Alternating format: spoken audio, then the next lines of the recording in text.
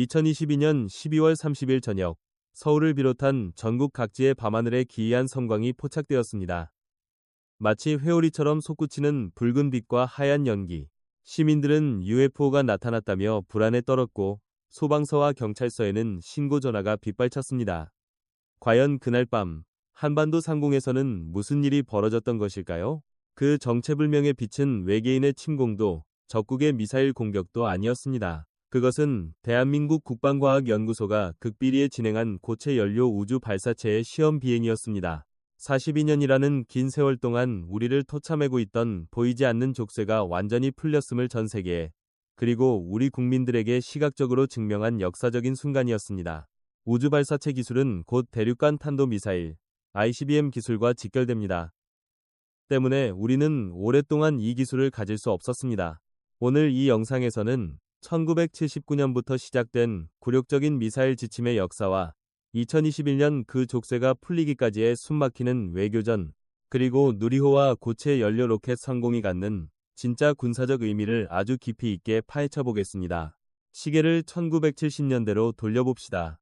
당시 박정희 대통령은 자주 국방을 위해 배꼽 미사일을 개발하며 독자적인 미사일 전력을 구축하려 했습니다. 하지만 미국은 한국의 이러한 움직임이 동북아시아의 핵무장 경쟁을 촉발할까 우려했습니다. 결국 1979년 우리는 미국의 미사일 기술 지원을 받는 대가로 치명적인 각서 한 장을 쓰게 됩니다. 이것이 바로 한미 미사일 지침의 시작이었습니다. 핵심 내용은 충격적이었습니다. 한국은 사거리 180km 및 탄두 중량 500kg 이상의 미사일을 개발하지 않는다. 180km을 하면 휴전선 인근에서 쏘아도 평양조차 제대로 타격하기 힘든 거리입니다. 사실상 우리는 손발이 묶인 채 북한의 위협을 마주해야 했던 것입니다. 이 지침은 단순한 군사적 제약을 넘어 우리의 우주 개발 꿈까지 짓밟았습니다. 로켓 기술은 군사용 미사일과 우주 발사체가 원리적으로 동일하기 때문입니다. 고체 연료를 사용한 로켓 개발이 원천 봉쇄되면서 한국은 액체 연료 기반의 기술에만 매달려야 했고, 이는 효율성과 비용 면에서 막대한 손실을 초래했습니다. 세월이 흘러 북한의 미사일 위협은 날로 고조되었습니다.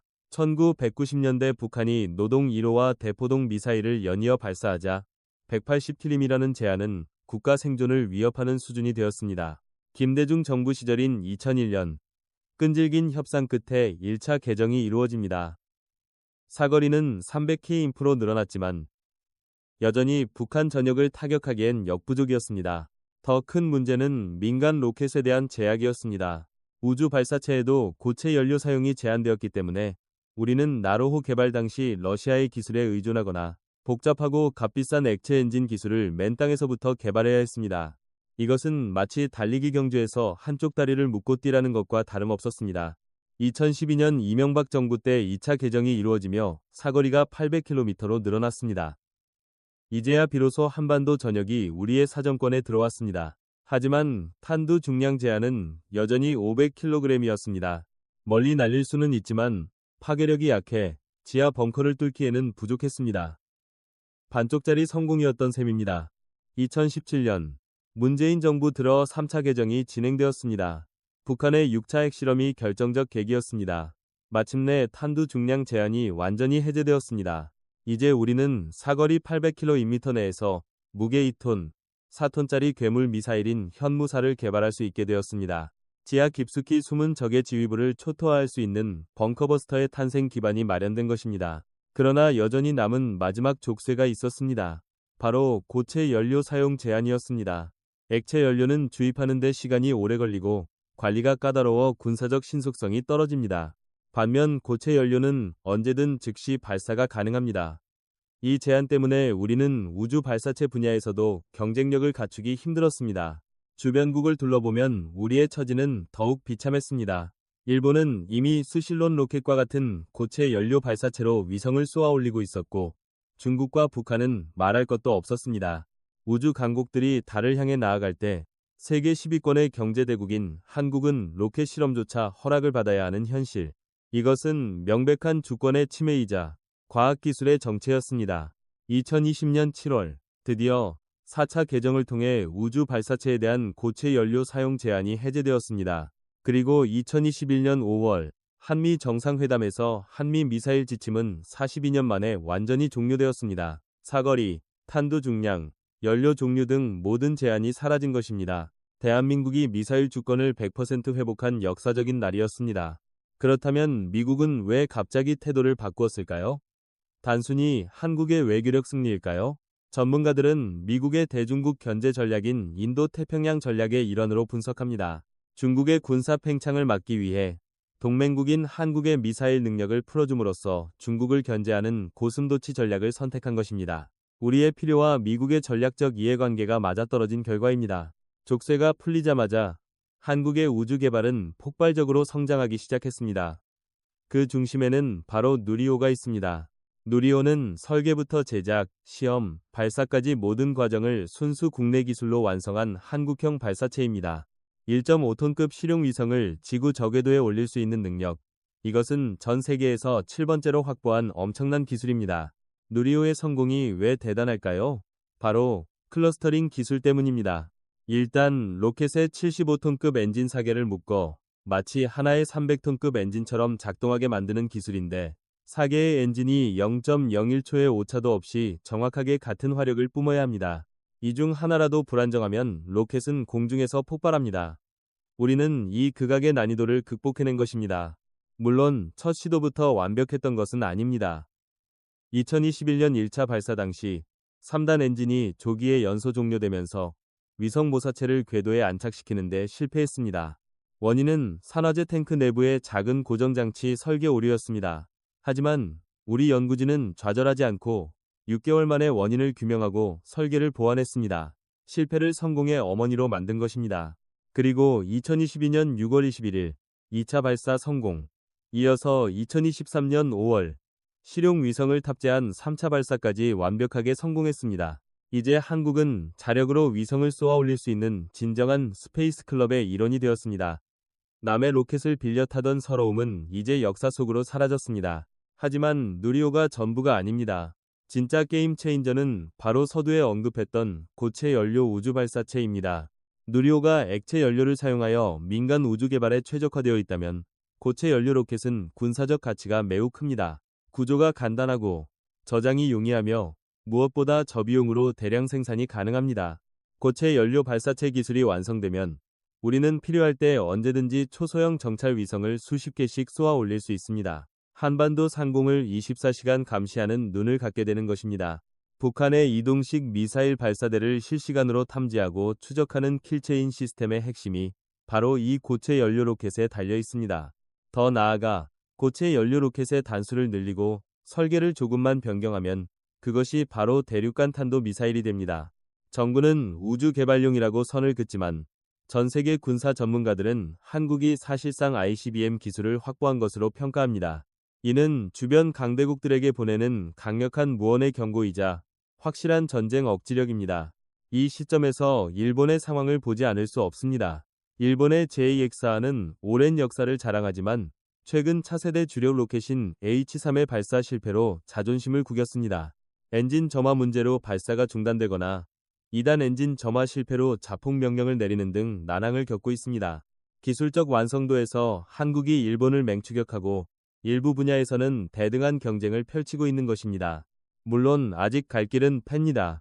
일본은 이미 달 탐사선을 보냈고 소행성에서 샘플을 채취해 돌아오는 기술까지 보유하고 있습니다. 하지만 우리의 추격 속도는 그 어느 때보다 빠릅니다. 40년 늦게 출발했지만 압축 성장의 DNA를 가진 대한민국은 이제 패스트 팔로워를 넘어 퍼스트 무버를 꿈꾸고 있습니다.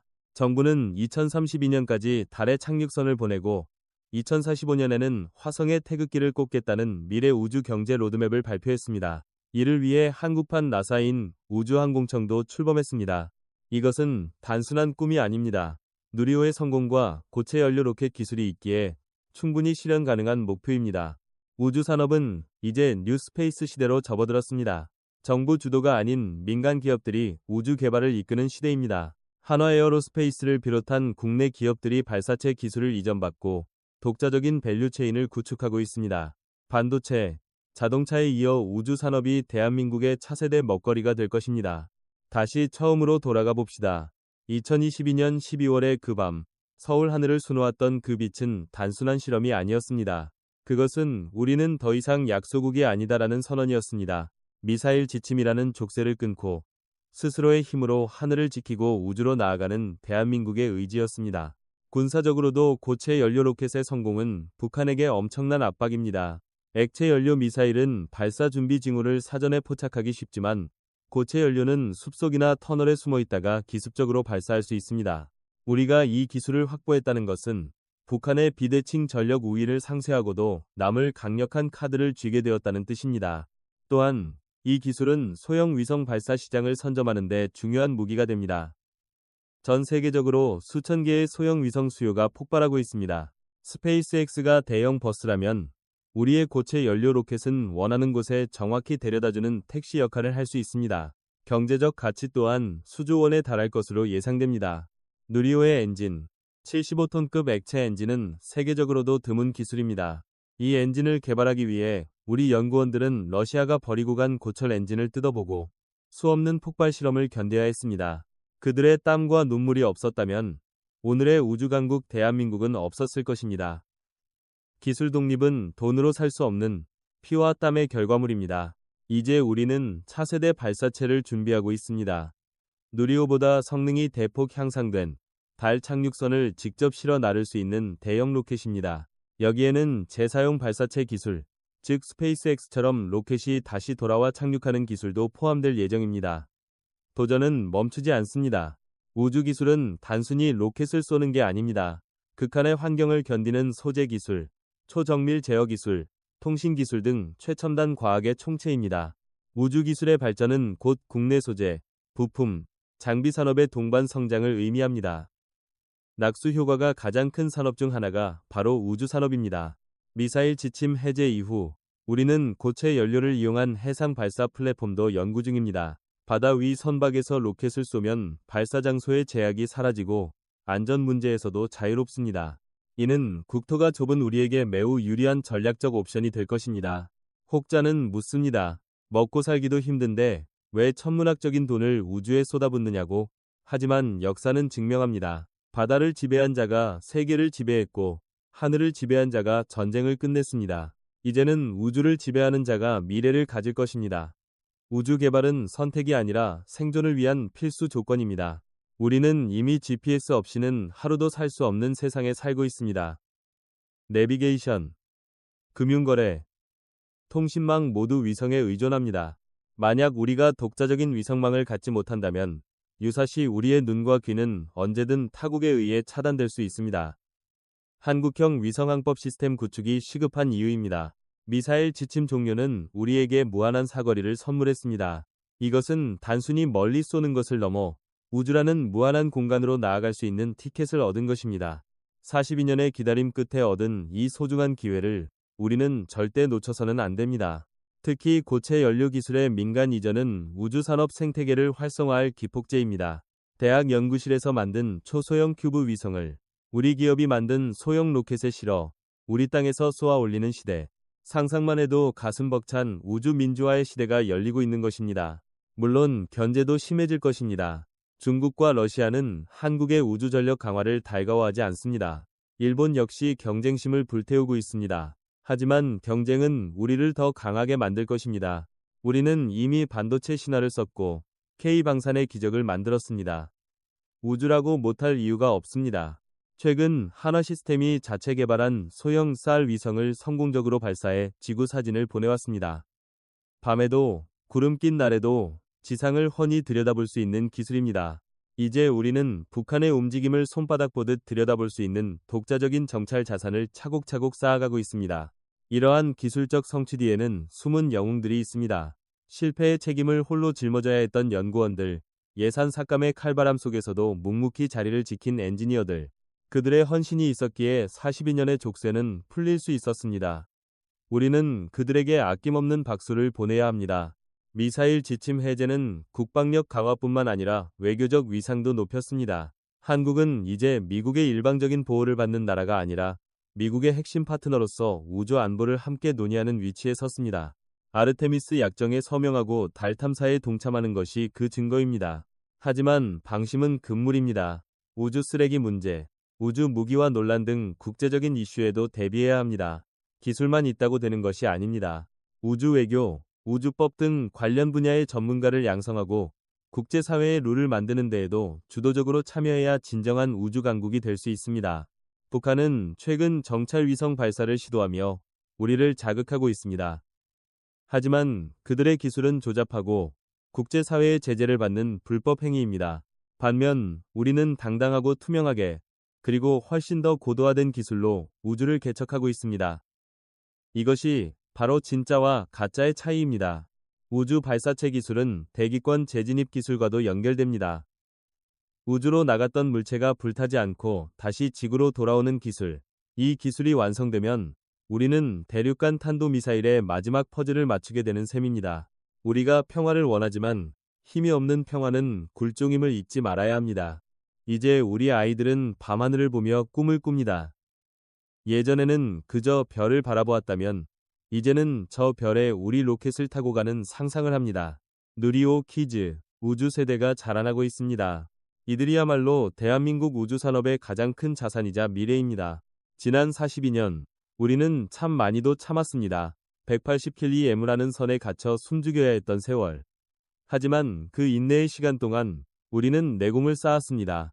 그리고 빗장이 풀리자마자 억눌렸던 잠재력을 폭발시켰습니다. 이것이 바로 한국인의 저력, 한강의 기적을 우주로 확장한 은하수의 기적입니다. 앞으로 10년, 우주 산업의 판도는 완전히 바뀔 것입니다. 일론 머스크가 화성을 이야기하는 시대, 우리도 더 이상 구경꾼이 아닙니다. 차세대 발사체, 달 착륙선, 그리고 심우주 탐사까지 우리의 기술로, 우리의 로켓으로, 우리의 영토를 우주로 넓혀가야 합니다. 우주항공청 개청은 그 시작점입니다. 부처 간의 이기주의를 넘어 국가적 역량을 하나로 모으는 컨트롤 타워가 되어야 합니다. 예산 지원, 인력 양성, 민간 기업 육성 등 해야 할 일이 산더미입니다. 국민 여러분의 지속적인 관심과 지지가 없다면 용두사미로 끝날 수도 있습니다. 미사일 지침 종료는 끝이 아니라 시작입니다. 이제 우리는 스스로의 힘으로 무엇이든 할 수 있는 자유를 얻었습니다. 이 자유를 어떻게 쓰느냐에 따라 대한민국의 미래가 달라질 것입니다. 평화를 지키는 방패로, 경제를 살리는 엔진으로, 우주를 향한 날개로 써야 합니다. 일본의 H3 로켓 실패를 타산지석으로 삼아야 합니다. 우주기술은 단 한 번의 실수도 용납하지 않는 냉혹한 분야입니다. 자만하지 말고 기초부터 탄탄히 다져야 합니다. 성공에 취해 샴페인을 너무 일찍 터뜨려서는 안 됩니다. 우리는 여전히 추격자임을 잊지 말아야 합니다. 고체 연료 발사체의 성공적인 시험 비행은 우리에게 큰 자신감을 주었습니다. 하지만 이것을 실제 전력화하고 상용화하기까지는 넘어야 할 산이 많습니다. 발사장 확보 문제, 환경 문제, 주민 동의 등 사회적 합의도 필요합니다. 기술뿐만 아니라 사회적 성숙도도 함께 요구되는 시점입니다. 우주 산업은 실패 확률이 높은 하이리스크 하이리턴 산업입니다. 민간 기업이 과감하게 투자할 수 있도록 정부가 실패를 용인해주고 초기 시장을 만들어주는 마중물 역할을 해야 합니다. 스페이스X도 나사의 전폭적인 지원이 없었다면 파산했을 것입니다. 대한민국의 지리적 위치는 우주 발사에 그리 유리하지 않습니다. 동쪽과 남쪽으로만 쏠 수 있고 주변국 영공을 피해야 합니다. 하지만 우리는 이러한 악조건을 기술력으로 극복해왔습니다. 회피 기동 기술과 정밀 유도 기술은 오히려 세계 최고 수준이 되었습니다. 위기가 기회가 된 것입니다. 이제 시선을 2045년으로 돌려봅니다. 광복 100주년이 되는 그해, 우리 손으로 만든 탐사선이 화성에 착륙하는 장면을 상상해 보십시오. 식민지의 서름을 딛고 일어선 작은 나라가 우주의 붉은 행성에 깃발을 꽂는 순간, 그것은 전 세계에 던지는 가장 강력한 희망의 메시지가 될 것입니다. 우주로 가는 길은 멀고 험합니다. 하지만 우리는 멈추지 않을 것입니다. 1979년의 족쇄는 풀렸고 2022년의 불꽃은 타올랐습니다. 이제 남은 것은 비상뿐입니다. 대한민국이 우주강국으로 우뚝 서는 그날까지 우리의 도전은 계속될 것입니다. 누리호의 성공과 미사일 지침 해제는 단순한 뉴스가 아닙니다. 그것은 우리 민족의 자존심 회복이자 미래 세대에게 물려줄 가장 위대한 유산입니다. 여러분도 이 가슴 벅찬 여정에 함께해 주십시오. 우주는 더 이상 남의 이야기가 아닌 바로 우리의 이야기입니다. 오늘 우리가 살펴본 미사일 지침의 역사와 우주기술의 발전 어떠셨나요? 42년의 족쇄를 끊고 날아오른 대한민국의 저력이 느껴지셨나요? 불가능을 가능으로 만든 과학자들의 땀방울을 기억해 주시기 바랍니다. 우리는 이제 시작입니다. 앞으로 펼쳐질 대한민국의 우주시대, 그 찬란한 미래를 응원합니다. 고체 연료 로켓이 그리는 나선형의 비행운처럼 우리의 국운도 거침없이 상승하기를 기원합니다. 영상이 유익하셨다면 구독과 좋아요 부탁드립니다. 여러분의 작은 관심이 대한민국 과학기술 발전에 큰 힘이 됩니다. 댓글로 우리 연구진들에게 응원의 메시지를 남겨주세요. 누리호 파이팅, 대한민국 파이팅이라고 말이죠. 다음 시간에는 한국형 전투기 KF-21 보라매와 관련된 심층 분석으로 찾아오겠습니다. 하늘을 지배하는 자가 우주도 지배합니다. 끝까지 시청해주셔서 감사합니다. 안녕히 계십시오. 대한민국이 우주 중심 국가가 되는 그날까지 저희 채널이 함께하겠습니다. 감사합니다.